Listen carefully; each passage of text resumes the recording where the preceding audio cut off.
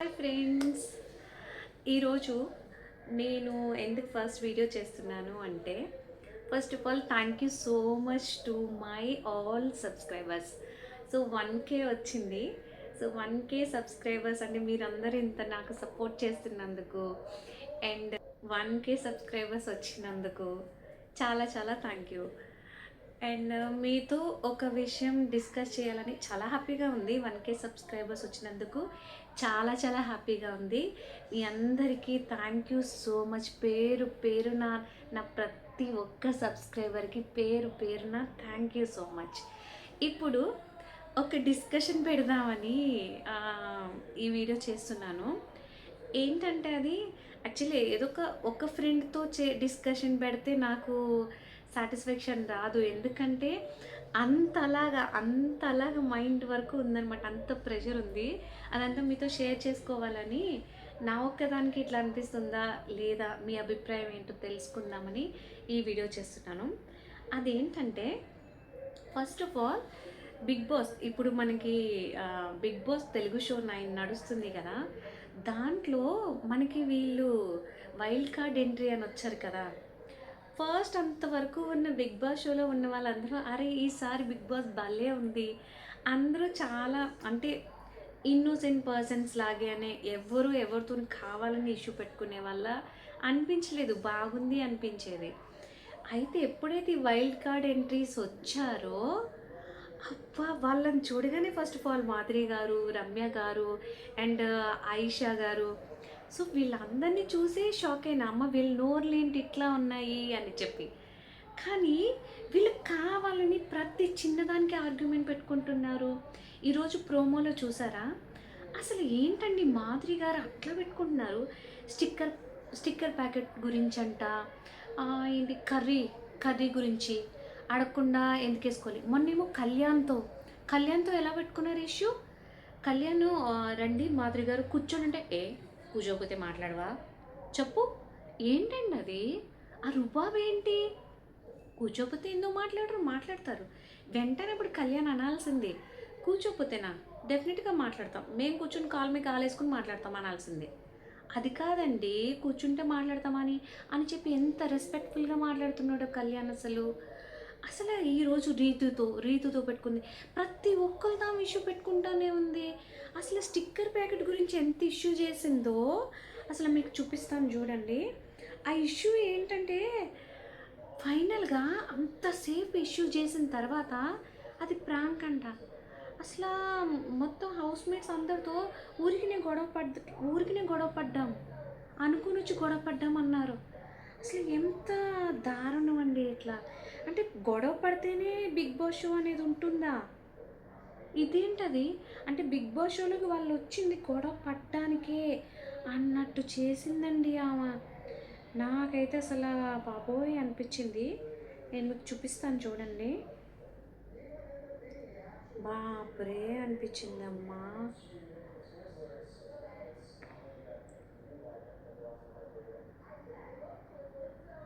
నా దగ్గర ఈ క్లిప్ మిస్ అయినట్టుంది, వెయిట్.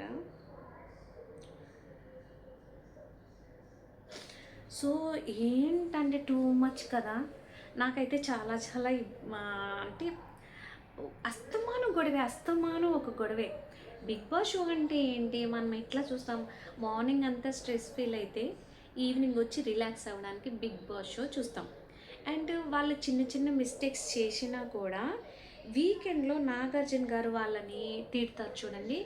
ఆ షో అంటే నాకు ఎంత ఇష్టమో. వీళ్ళు ఈరోజు తప్పు చేశారు, వీళ్ళు ఈరోజు ఇలా బిహేవ్ చేశారు, సో వీళ్ళని నాగార్జున గారు ఎప్పుడు వస్తారా, వీళ్ళకి వాడిని ఎప్పుడు చేస్తారా అంట చూసేదాన్ని నేను. ఇప్పుడు ఎట్లా అయిపోయిందంటే అసలు ప్రతిరోజు కావాలని గొడవ పెట్టుకోవడం ఏంటి అంటే, వీళ్ళు ఎట్లా వస్తున్నారంటే ఆయిషా గారు మొన్న నామినేషన్లో కరెక్ట్గా చెప్పారు ఒక పాయింట్. ఏంటంటే బిగ్ బాస్ షోకి ఎందుకు వస్తున్నారు, బంధాలు పెట్టుకోవడానిక, ఒక నాన్న అంటూ ఒక నాన్న అనే బాండింగ్, అలాగే ఒక బాయ్ ఫ్రెండ్ అనే బాండింగ్స్ మెయింటైన్ చేస్తే ఫైనల్ వరకు వెళ్ళిపోతాం అనుకుంటున్నారా అని అన్నారు. ఓకే, పాయింట్ బాగుంది. బట్ ఈ మాధురి గారు చేస్తున్నారు, మాట్లాడితే గొడవ పెట్టుకుంటున్నారు, సో టూ మచ్ అనిపించింది. ఇది చూడండి,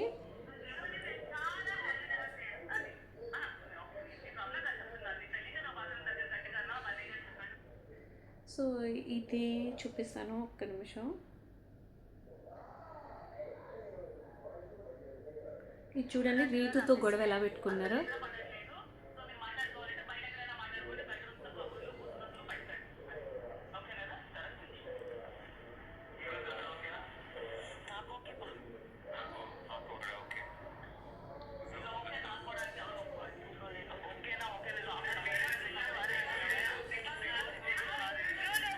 చూడండి, ఇక్కడ ఇక్కడ ఉన్నారు మాధురి గారు,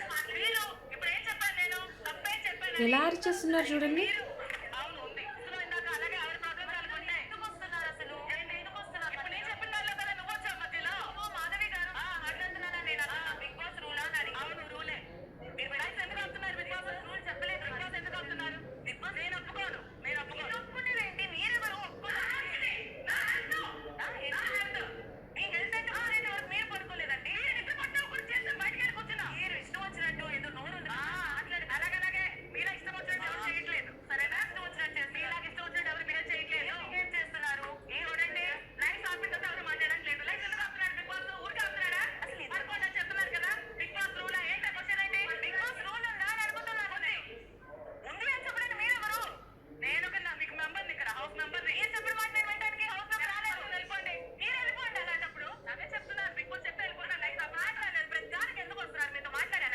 అసలు చూడండి ఎలా అరిచేస్తుందో అమ్మా.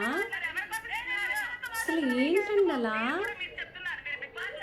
అసలు ఆ అరుపులు వింటుంటే టీవీలో చూస్తున్న మనకి చాలా విసుగొస్తుంది.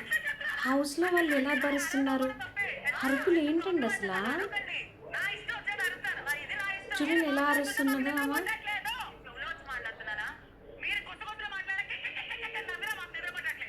ఇప్పుడు ఇప్పుడు ఆమెకి ఇబ్బంది అయితే ఆమె చెప్పొచ్చు, బట్ చెప్పే విధానం అంటూ ఒకటి ఉంటుంది కదా. ప్రతిదీ అరుస్తూనే చెప్తుంటే చూసే వాళ్ళకి కూడా ఇరిటేషన్ వస్తుంది కదా. ఈ వీక్ నాగార్జున గారు వచ్చి ఏం చెప్తారా అని వెయిటింగ్ నేను తెలుసా.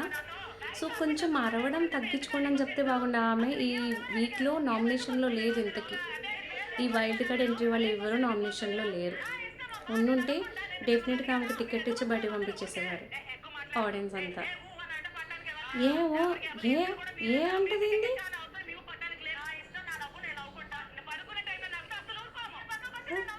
అసలు? ఇప్పుడు ఇబ్బంది అయితే నార్మల్గా చెప్పాలి. ఏందండి అరుపులు అసలు? చూడండి అమ్మా, అసలు ఏంటండి ఈ అరుపు?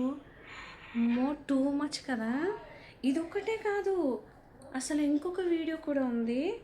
అసలు ఎంత అంటే ఇదైతే నా స్టిక్కర్ ప్యాకెట్స్ ఏవి అని అనమాట.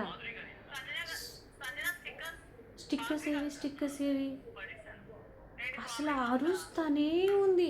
లాస్ట్లో ప్రాంక్ అని చెప్పారు. అస్సలు ఆ మరుపులు చూసి దొంగ దొంగ అని పదే పదే అనడం, ఎంత ప్రాంక్ చేసినా మరి సంజనంగానే అట్లా దొంగ దొంగ దొంగ అక్కోసిందో ముంచి చేశాను, ఫన్నీగా చేశానని ఆమె ఒప్పుకుంది కదా. మీ ఇంట్లో కూడా అదే పనా? చిన్నప్పటి నుంచి అదే పనా? నాకైతే టూ మచ్ అనిపించింది. సో టూ మచ్ అనిపించిందండి. అమ్మో, ఈమె బిహేవియర్ అయితే ఈమొక్కటే కాదు.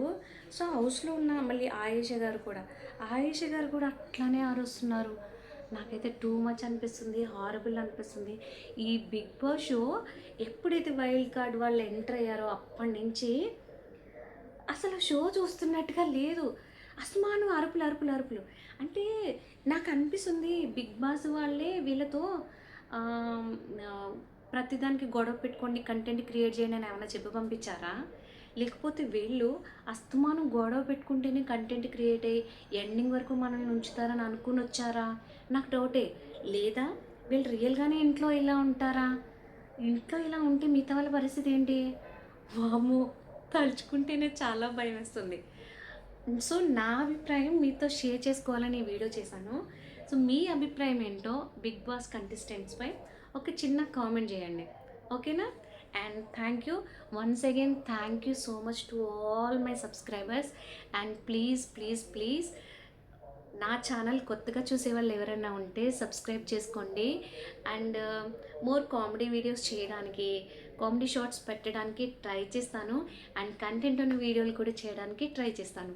Please support to my channel. Thank you.